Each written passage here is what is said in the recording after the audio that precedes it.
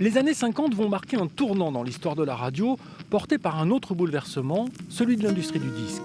Dès la fin de la guerre, la majorité des foyers se dotent de tourne-disques. Plus tard, ce sera le radiocassette dans les années 60. Avec un mini-cassette Philips, enregistré aussi facilement que vous photographiez. Ces deux industries vont avoir un sérieux allié. La jeunesse, elle dispose, contrairement à ses parents, d'argent de poche. Et la radio va évidemment accompagner ce mouvement.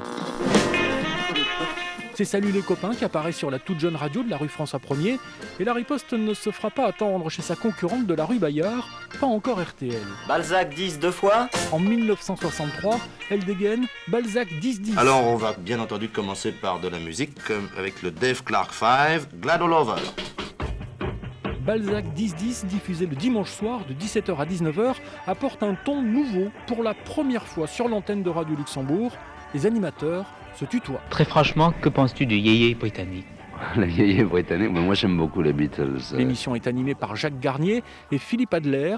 Les stars sont des amis avec qui on discute autour du micro comme on discuterait autour d'un café. Ce jour-là, Sacha Distel est invité de Balzac 10 deux fois. Merci Sacha Distel et à bientôt. Maintenant, on nous fait signe de la cabine technique qu'il faut céder l'antenne à Paris pour quelques instants.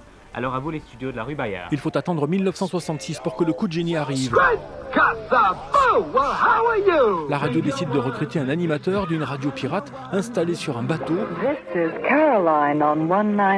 petite fille de l'administrateur d'RTL, Jean Provost, ne jure que par lui. Lui, c'est le président Roscoe, Mike Pasternak de son vrai nom.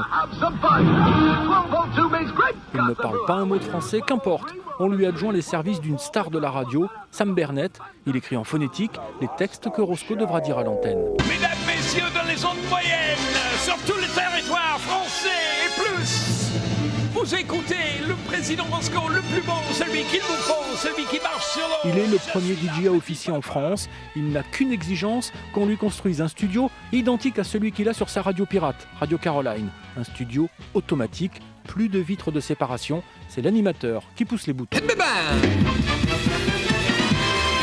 Dans les grandes zones Radio Télé Luxembourg, les parades de Minimax en progrès avec celui qui chante faux, donc le président Roscoe, définitivement le plus beau.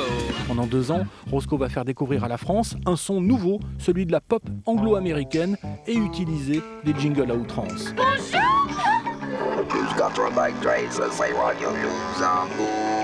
La force de frappe d'RTL est sans limite, notamment grâce à une autre radio du groupe.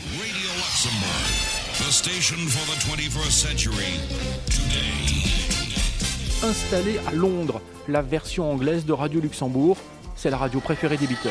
Hi, this is Tony MacArthur in London with John Lennon. Le président Roscoe quittera RTL peu avant les événements de mai 68, mais il a ouvert la voie à d'autres émissions, toutes celles de l'équipe rock d'RTL, Dominique Farran.